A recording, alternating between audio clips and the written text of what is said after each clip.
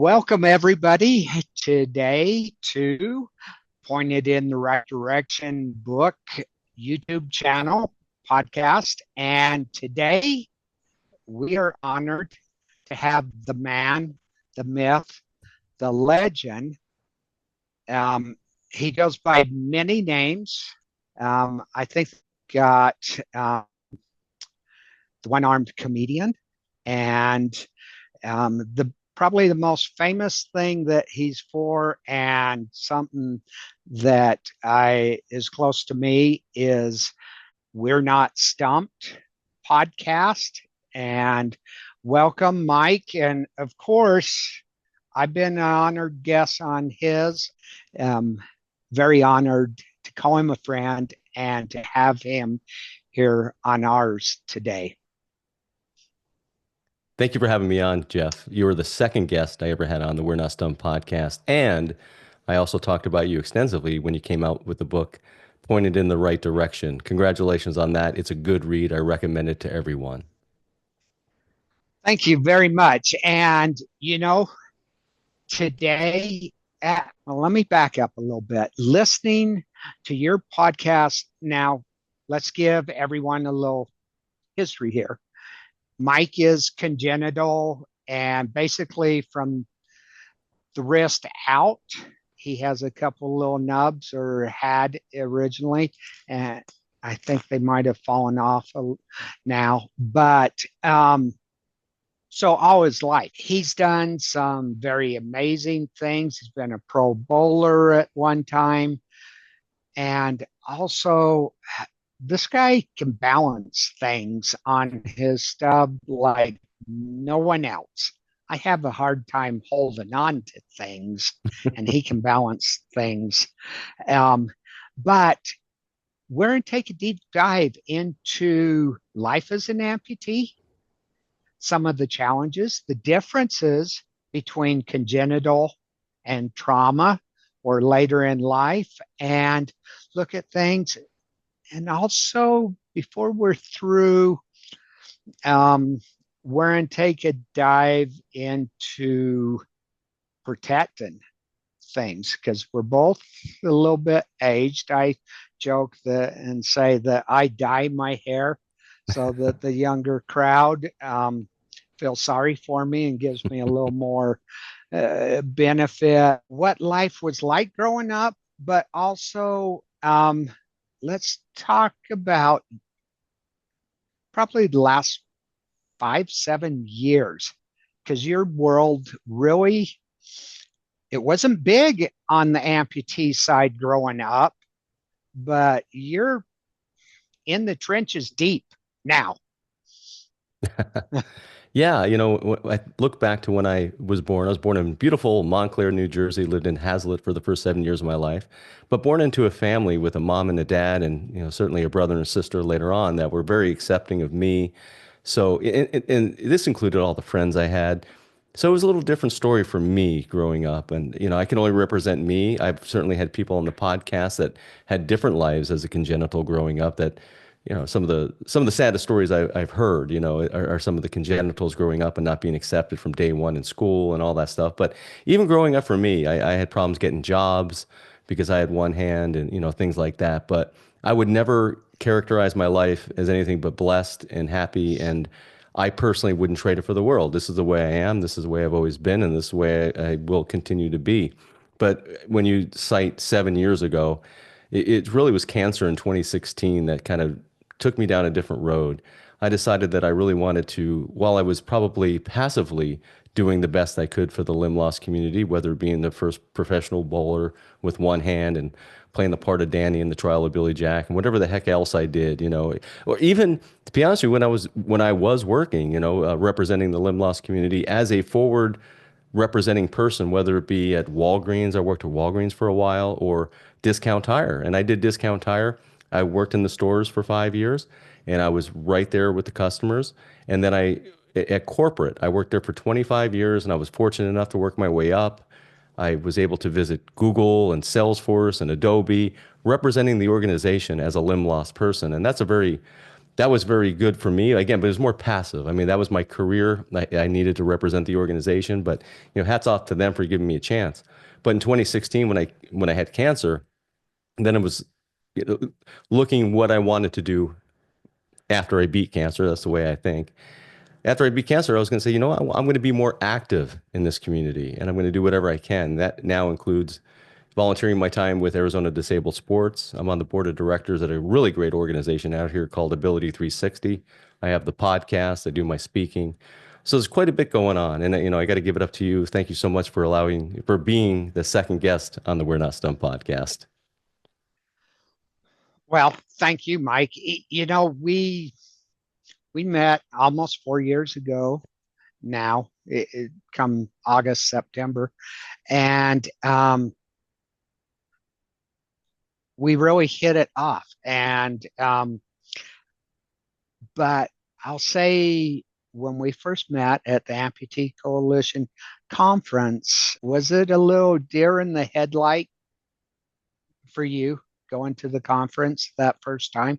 Yeah, absolutely. Because I had never been around.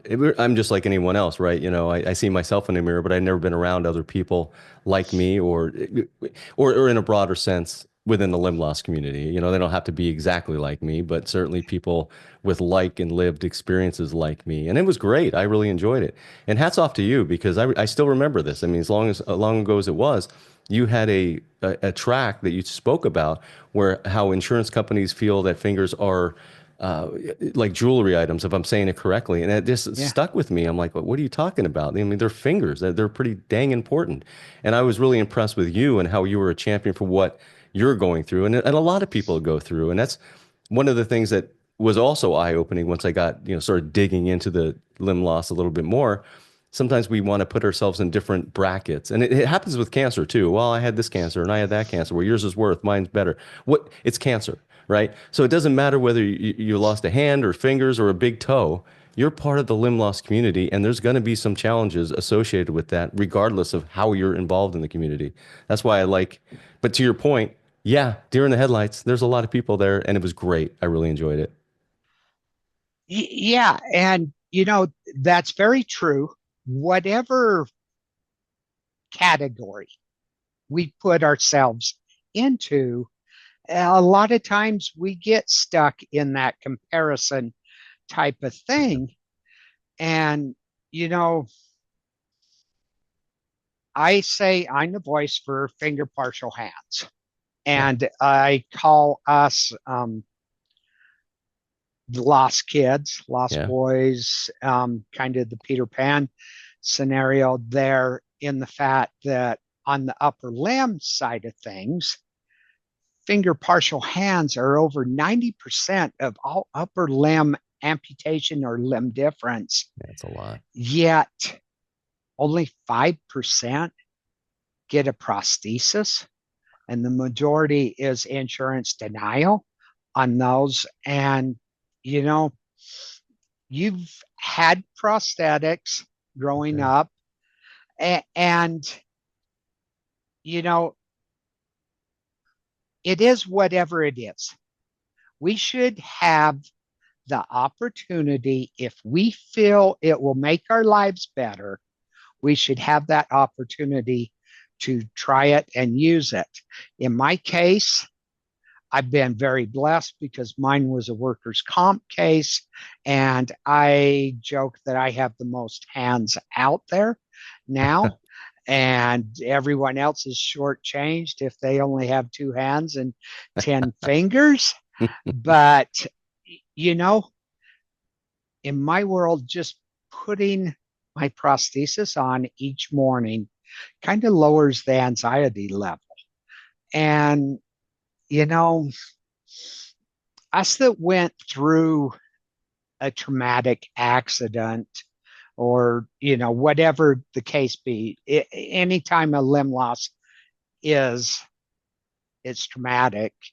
But we struggle with the loss, the memory of what things were beforehand, and people, if you've been divorced, you've had your parents pass away, or child, if you're a parent, you can get a sense of that feeling and stuff, but that's what we struggle with, and not taking anything away from any other limb loss and stuff. In our world, I call it our primal instinct: bigger, faster, better.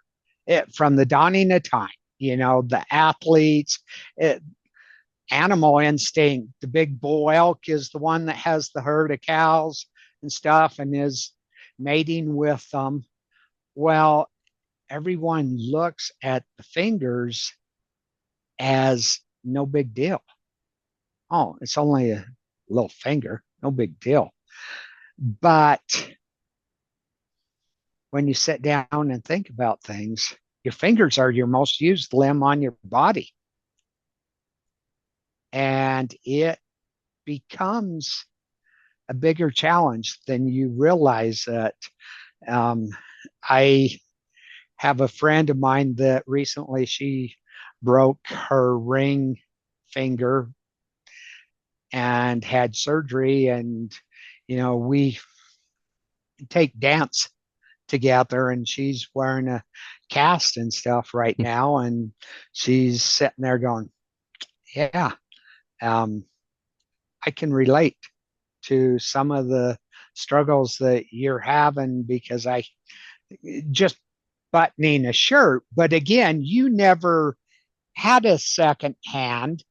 I've seen videos of you button a shirt and stuff, but those things, it's, you never knew. So you just had to adapt and figure out a way. Yeah, and it's really interesting. I want to key on a couple of things that I thought were very important that you said. First of all, when it comes to the prosthetics, I believe you. I believe in what you said. Everyone needs to have access to them. They can make their own decision afterwards, but everyone needs access to them. Try them on. I believe in prosthetics. I'm 100% for them. I wore them until I was 12 years old. For whatever reason, I made the decision not to wear them as I get older, but it doesn't mean I don't, believe in them. And so I think it's very important. And then talking about the fingers in particular, I tell you, it doesn't matter whether you're just missing the tip of one of your fingers. You are part of the community, and there's going to be, to your point, the feeling of loss is still going to be there. Some of my thoughts, though, around the whole community, I'll put it to like I don't know, let's say a football team. What, 51 people? I can't remember how many people are on a squad. But there can be some infighting. There could be something between the quarterback and the wide receiver. They're not on the same page for whatever reason. But to me, that has to stay in the locker room. When you go out, you got to be one team as you go out. So that's kind of what my philosophy is as a limb loss group. We definitely need to have the lowers and the uppers, and have our own conversations and make sure we're doing the congenitals versus accidents versus cancer. I mean, there's definitely different areas that we need to do deep dives within our own little segment. But as a group, I think we're better if we are on a united front to do the things we need to do to make things better, including the insurance and the prosthetics and all those types of things. If we come together as a group and have a very united voice, then I think we're going to be better as a group. I hope that makes sense. Oh, yes, I 100% agree. And just like, okay, I don't know anybody that just has one pair of shoes. Yeah.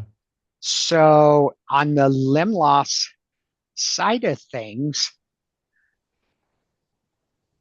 I have, friends, uppers, lowers, everything. They should have the opportunity to also have multiple. Yeah. A walking leg, plus if Yeah. they run, a running Yes. leg. Yes, I agree. I got many upper friends that have both mile hands and hooks. Mm-hmm. I have several friends that are double arm amputees, and one side is a hook and one's a mile hand, and vice versa to, this helps in this instance, this helps in this one. And it was early on, insurance looks at things and they kind of start questioning and asking, well, how long do you wear it? Yeah. And that shouldn't matter either, because in Yeah. my situation, depending upon what I am doing, determines which hand I might wear. And there might be, well, there are instances. I, for the most part, do not ski. I love to ski, but I do not ski with my prosthetic or prosthesis, whichever you want to say, on, partly because of cold temperatures and having metal parts attached to hand. Once the cold gets into my hand, it takes forever to get it back out. Yeah. So, yeah, I ski all day long without a prosthetic on. I didn't know But that. yeah, and you know, things have changed a little bit where I wear heated mittens again because of the temperature change. It regulates my temperature, and that's something I don't know. Do you have any issues a little bit on that arm or hand Uh, regulating uh, temperature, hot or It's cold?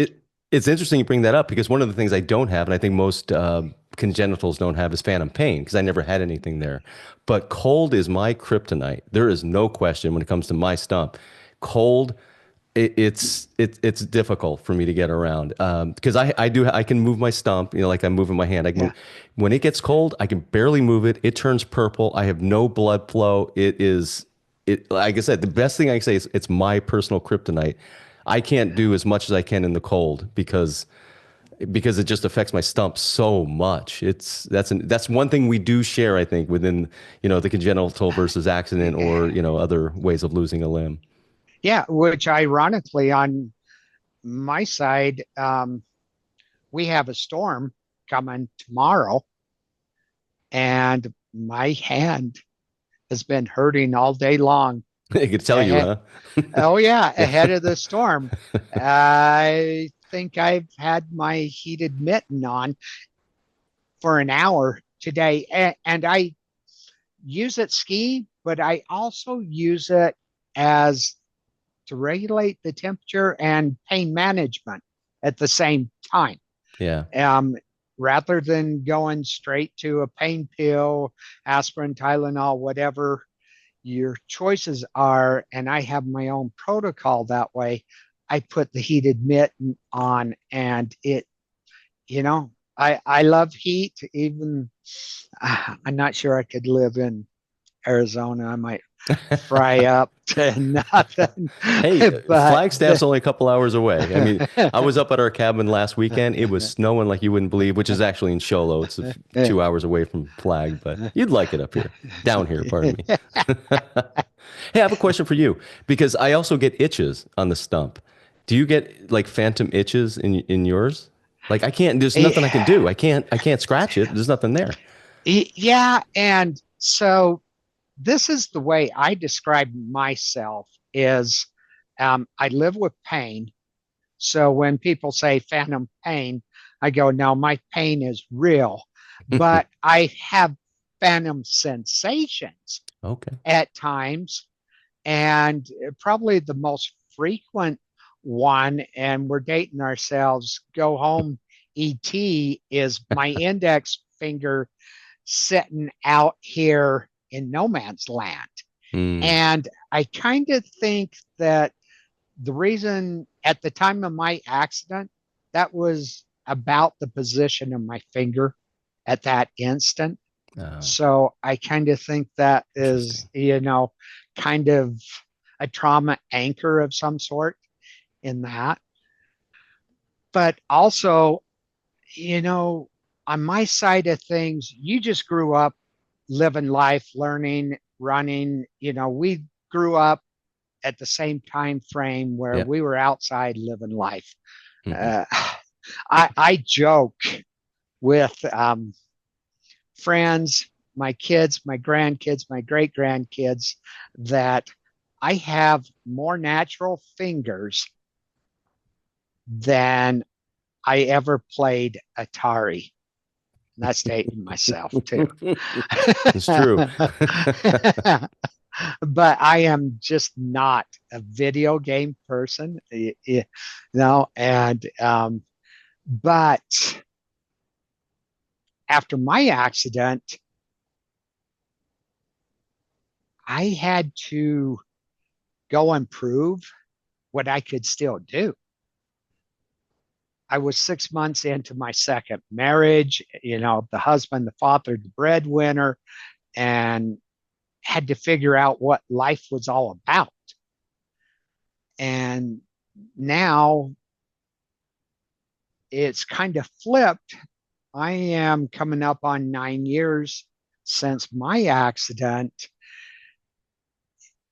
There's been a few things over the years. I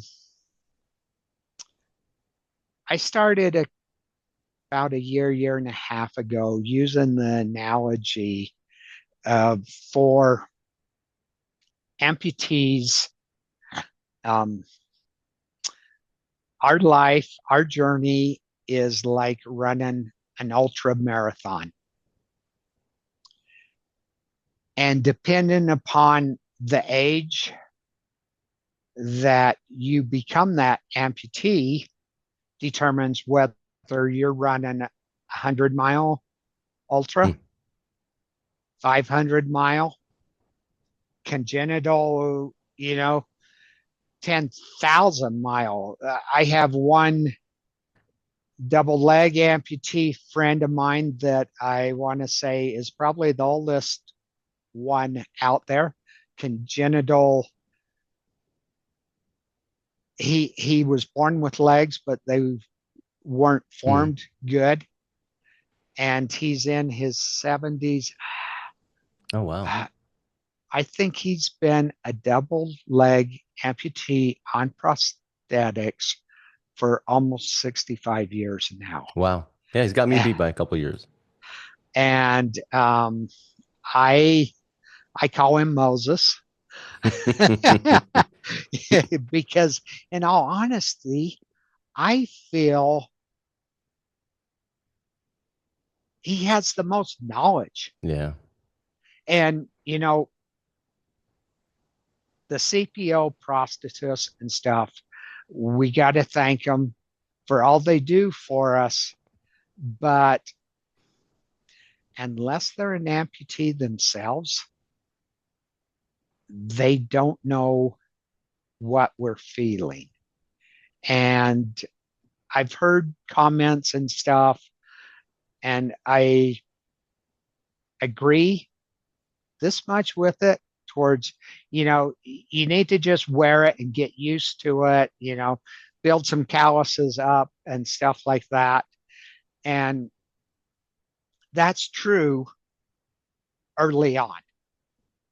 Your first 6 months, years, because you're putting this new object attached to the end of your limb, wherever, and you got to get used to it. But then over time, and again, I've been very blessed in the fact that I have had 11 different sockets or frames for my hand. And so I've seen differences over the years. And with that, I push back. There's a lot of people. I love the 3D printing technology. My fingers are 3D printed titanium, most amazing fingers out there. I sit and joke because they kind of shaped in a fingernail. So I always kid with someone, you want to trim my nails for me? You'll ruin your fingernail clippers trying. But early on, when I first got my first 3D printed frame or socket. I thought that was the most amazing thing. And then this last year, I had two new ones made up. And on my mile side of things, it was the design that I've had the most of. And they kind of refer to it the clamshell design. And you kind of slide your hand in. And as soon as I put it on, I realized it's not the 3D printing. Although the 3D printing frames are the best fitting of any that I've had. But that design went right back to the beginning, and it felt like I was wearing a cast with fingers attached to the end. Where this that I'm wearing right now, this particular hand, literally, I was traveling this last summer, kind of emergency travel came up, and I wore my prosthesis for 40 hours straight. Oh, wow. And the CPO that made it for me, I was telling him about it, and he looked at me and he goes, "Did you take your shoes off during that time?" I go, "Yeah, I took them off on the plane flying." He goes, "Why didn't you take your hand off?" And it's again getting some sarcasm out there. I joke that leg amputees can't get out of bed without putting their leg on. Mm-hmm. Well, us finger partial hands especially have the challenge of forgetting where we left our hands. Oh, interesting.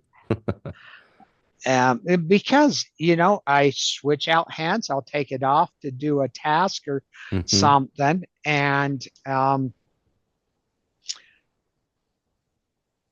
so this is close to $30,000 on my hat. I don't know for sure the price, but I don't have that to go out and just pay again. So in the back of my head, the fear of loss, hence I have an Apple AirTag that is built into mine. Yeah. Because literally I can find it anywhere in the world because there's always an iPhone somewhere. But we're getting a little bit older, and we both have had a few things come up.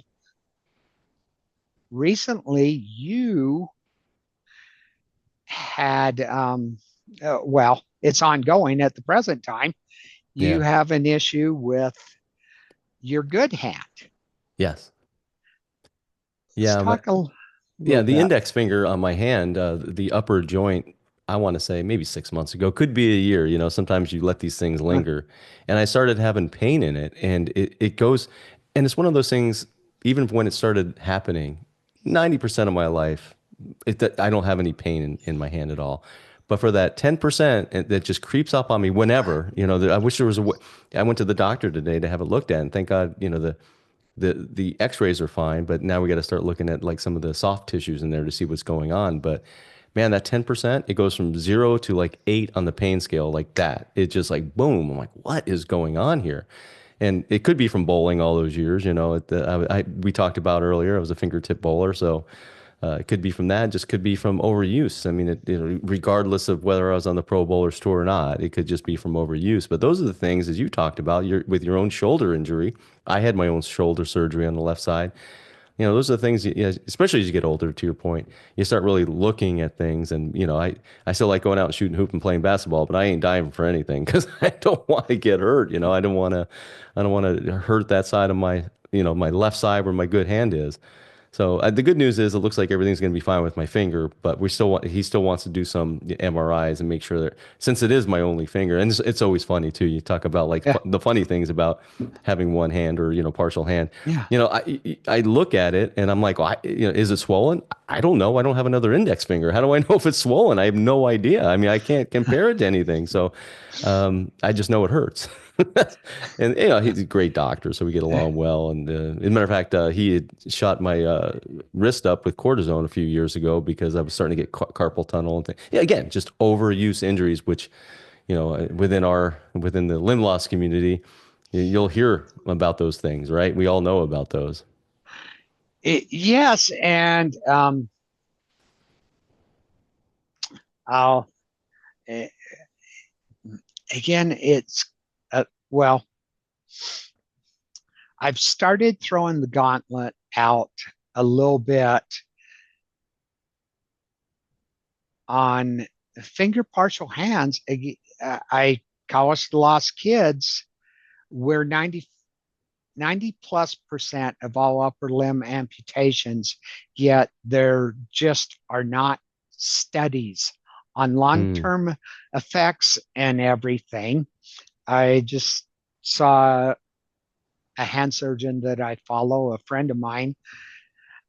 He was in California just recently at a pediatric group that do studies on pediatric hands and stuff. And I'm just sitting here going, kudos for them doing the studies, but there are just no studies on the hands, just the hands. They'll do arms, shoulders, and stuff, but the fingers, hands, they just don't do studies. I'm dealing with overuse in this hand and go to PT twice a week, trying to break things up and make things better. And you probably do this a little bit, elbows, armpits, between the legs for opening jars and things like that. Two-handed operations. Yeah. Right? Yeah, I have 2 fingers and a prosthetic with 3 other fingers on it. But, if it's the first time for that pickle jar, this is not going to work. And so in that sense, I think I have a joke about. I have a joke that I actually tell on stage. Is kind of exactly what you said. It's like, people ask the disadvantages and advantages of having one hand. Disadvantage, it's hard for me to open up jars like pickles. Advantage, no one asked me to open up jars like pickles. Yeah, it just kind of made me think of that. That's great on your side. Everyone looks at me and go, come on. But you're right. I mean, it's like elbows, knees, whatever, whatever. Depending upon what it is, you're trying to find that item that grips it. Yeah. And I think, so here's one thing, and I'll try and see if you look at my pinky, it's hooked. And this is straight as an arrow here. Yeah. It looks swollen, actually. It looks like it's bigger. I have arthritis in it and stuff. But all of that is a result from my amputation. Got it. Because of trying to do stuff thumb, pinky. Oh, yeah. So the joint, the muscles and everything, call it side loading, have curved my fingers over that way, which creates other problems. I want to say, growing up, as your body was growing and stuff, things like that probably didn't manifest themselves because the body's designed to heal itself. So it Yeah. adapts and it changes. Just like us, we adapt and change. They say 92, even maybe 99% of the stuff we do every day, we do subconsciously. Hmm. Muscle memory, neuroplasticis, it's just, we Yeah, do it. that makes sense. Yeah, I can see that. And that's where us finger partial hands um, struggle, Yeah. because we're still trying to do stuff with whatever's left here. Yeah. But in my case, I got very little touch sensation. So anytime I do something, just trying to hold a plate, I'm looking down to make sure I'm holding it flat and not like the little 5-year-old that loaded their plate up at grandma's and is walking away, dumping everything on the floor because they're not paying attention to the position of it. So Well, at that yeah, go ahead. point I'm in sorry. time, I go from subconscious to conscious. I got to Yeah. look at it. So I call it monkey brain. Mm. All day long, we're bouncing back and forth. And that's why our mental struggles Oh, yeah. are a lot higher in that sense. We're trying to figure out we aren't just living life like everyone else. You know, it's interesting when you were bringing up some of your points. I was thinking back to a conversation I had with a person. She's a speech pathologist, and her name is Vanessa Abram. She just came out with a book called Speechless. So, what happened with her life is she was living her life, young Mhm. child, great marriage, and suddenly, through some infection, she found herself in ICU, pretty much paralyzed, including losing her own voice. So she goes through and she understands what's going on because she's a speech pathologist. But she comes out the other side realizing, and this is when you're telling the story, especially about the prosthetist, it made me really think. She realized coming out of it that what she learned in school was all about the X's and O's, in particular about being a speech pathologist, but not about the mental impact of what the patient's going through.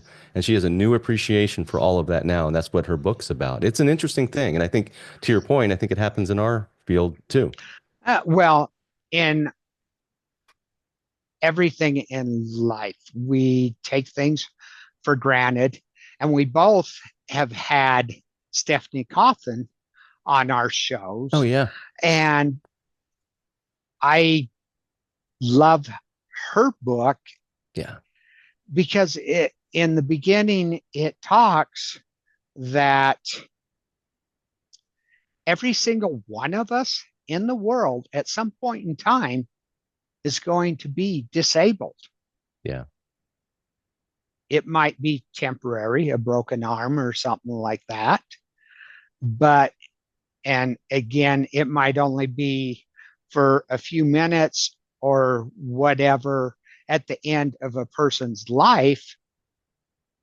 But also, with how much diabetes and sickness, and a yeah. few years ago we had the COVID and everything, how many people got thrown in or get thrown into that realm every day?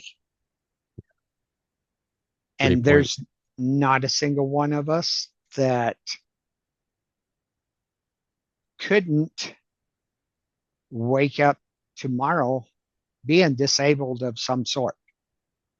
That's a great point and a great book. That was Disability is Human by Stephanie W. Cawthon, and she was a great Yeah. guest. I agree. It was fun to talk to her. So good call out on that. Yeah. We need to be humble and have empathy and compassion for everybody.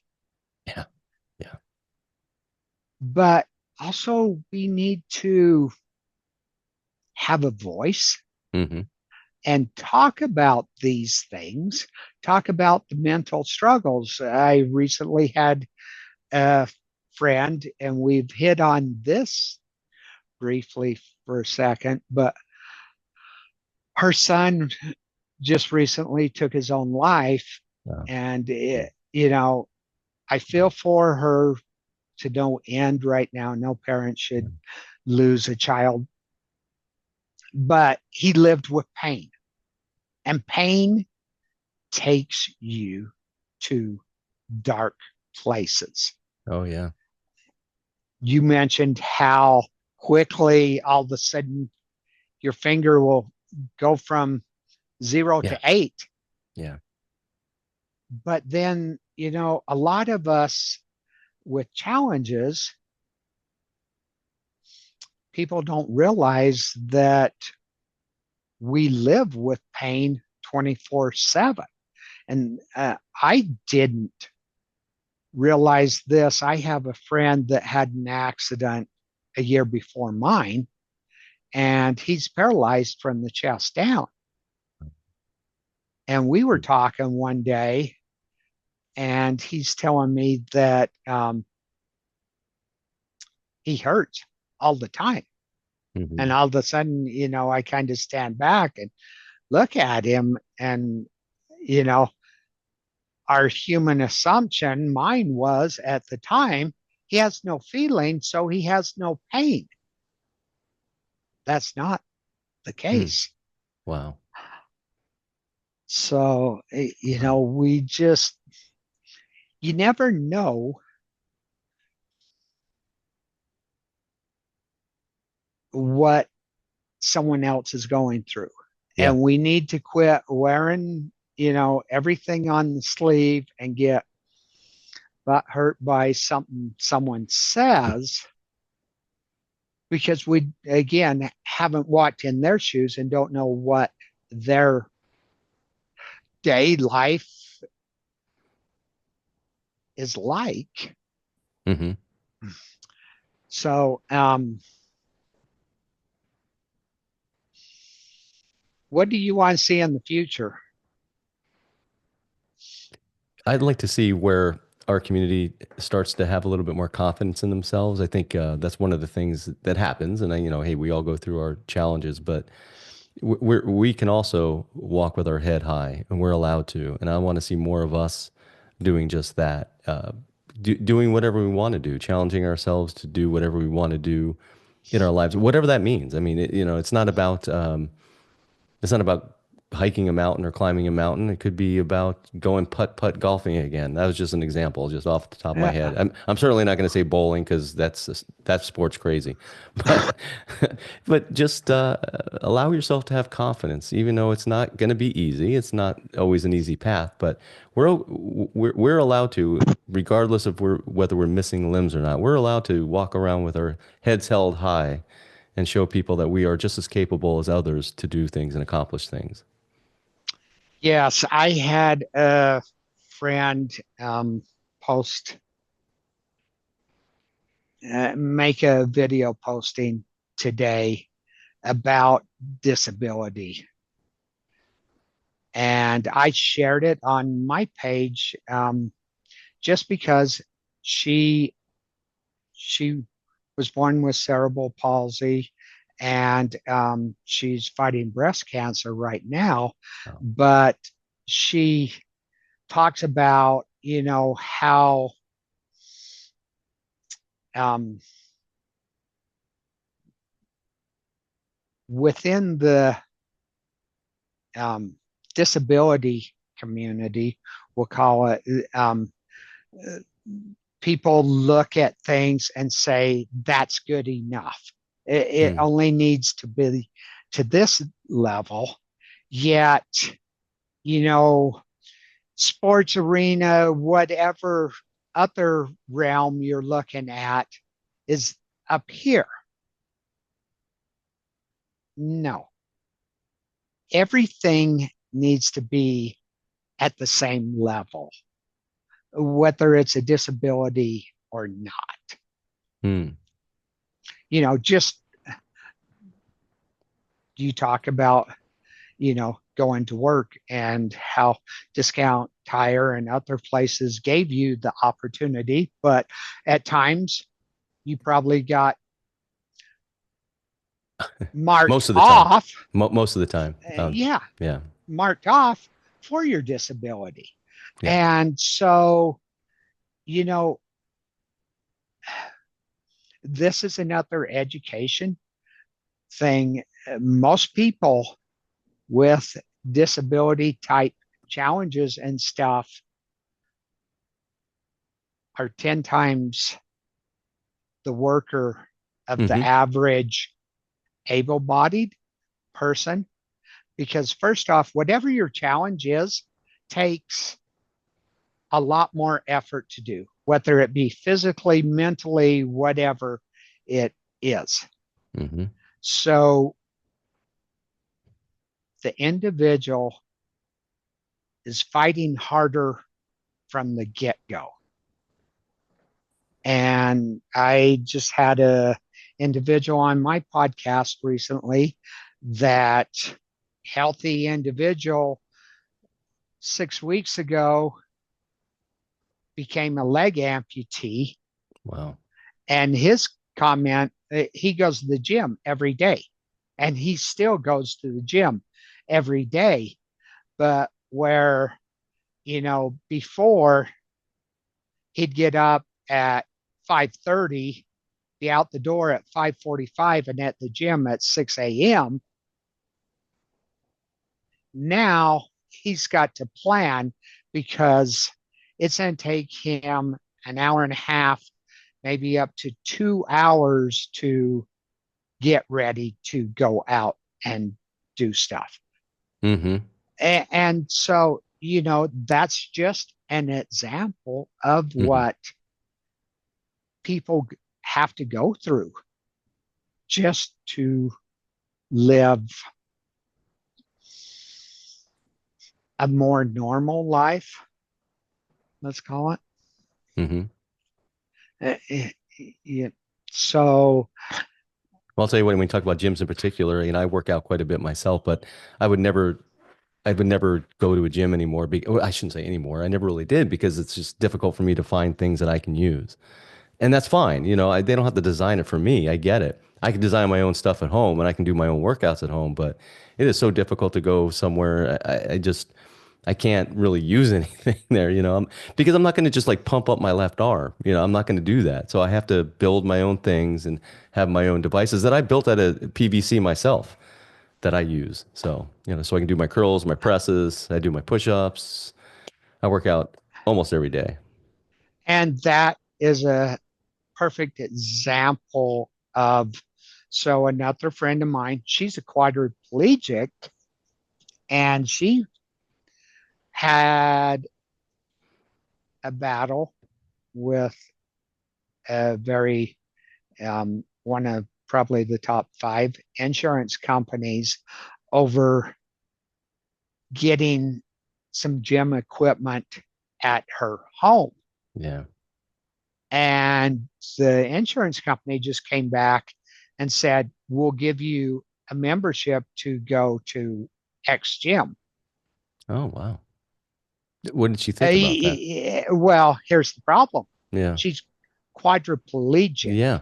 Yeah. So she is in a motorized wheelchair. How does that motorized wheelchair get Yeah. through and around gym equipment at the gym? Yeah. It's basically non-existent. Because they have everything stacked up and it, Oh, there's yeah. enough room to walk between the pieces of equipment, but get a motorized wheelchair. And she went to battle, but she did win. And Good. those are things that, again, and go back to our overuse compensation. We need to work both sides equally Mm-hmm. because, again, when I first started going back to PT a year and a half ago, and this is kind of a joke, but I walked in like this Mm-hmm. Yeah.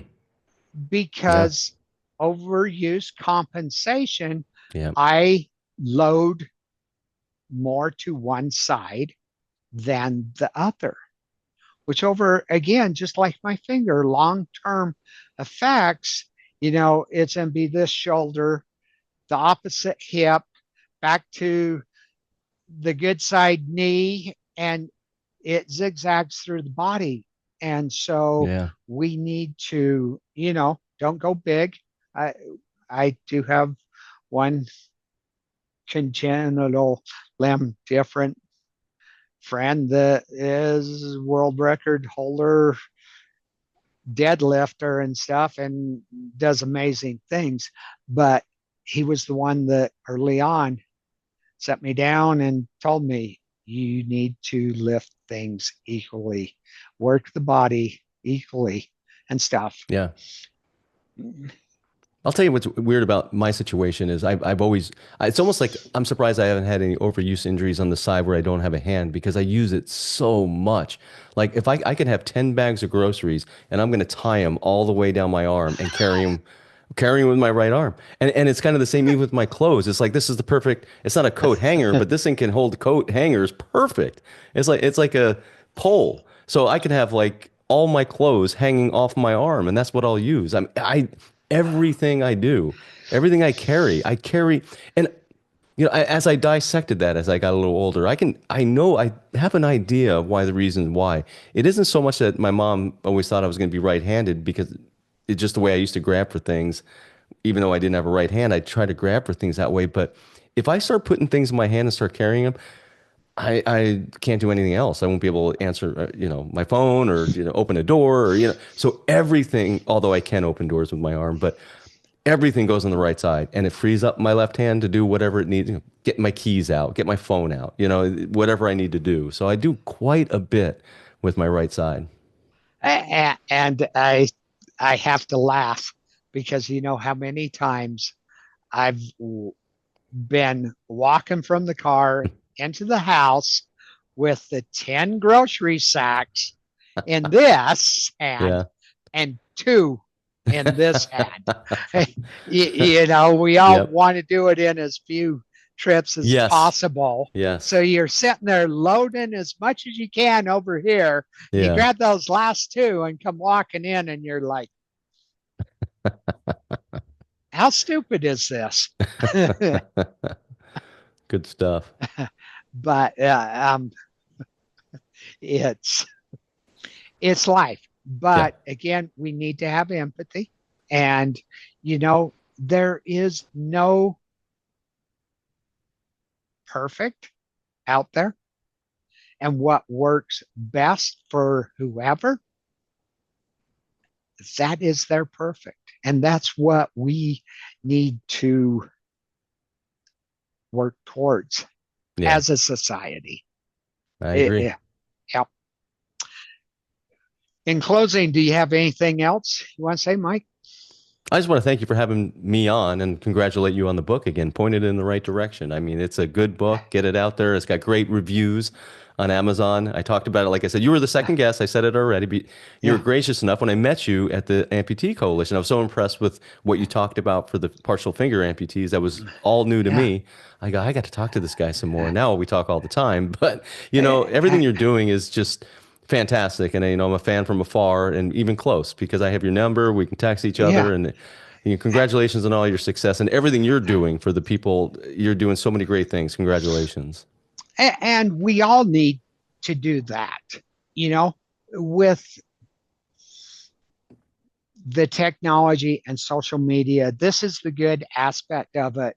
The funny thing, when I started writing the book a year ago, I wanted to get it in everyone's hands here in the US and everything. Hands are overrated. I'm kidding. Yeah, totally. Hand, get them in my hand. I'm kidding. But I was on, so I sell it through Amazon and Kindle Direct. I was on looking at things and it totally blew me away. The last time I checked, my book had gone to 15 different countries. Wow.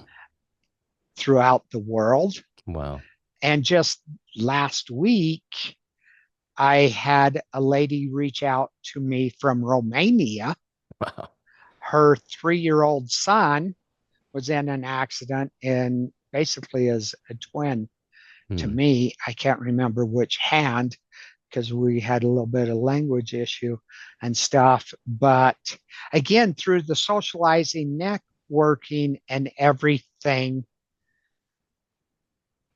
I happen to know a prosthetist in Poland. Isn't that great? It's amazing, isn't it? 100%, of which this prosthetist works for the company that has the distributorship for Point Designs in the Great company, by the EU. way. Hmm. Yes. Plug for Point Yeah. Designs. Best fingers out there. Um, but they have distributorship through the EU. And I told her, I don't know the rules and such in your country and stuff, but I'm sure if you reach out to her, she can help you or point you in the right direction. There we go. A little play, a little play on words. Yeah. And that's what it's all about. It That's is. why I have the YouTube and everything, just to, help people in whatever way possible. And I'll be honest, when I first started, I was leaning towards my finger community and stuff, but just uh, like writing the book, it's Hmm. about finger amputation and what I deal with. But another friend of mine recently had a brain tumor Oh, wow. removed.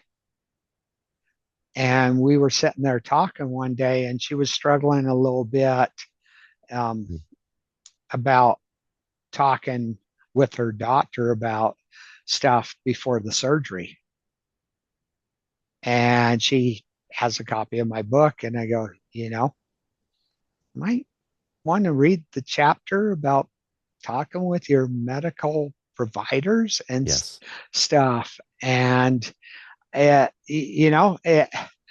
thought I was brighten it to this little community and stuff. But again, there's parts in there for everybody. Yeah. Yep. But That's awesome. again, I thank you so much, Mike, for being on the show today. And we'll talk soon. Well, thank you. Appreciate it.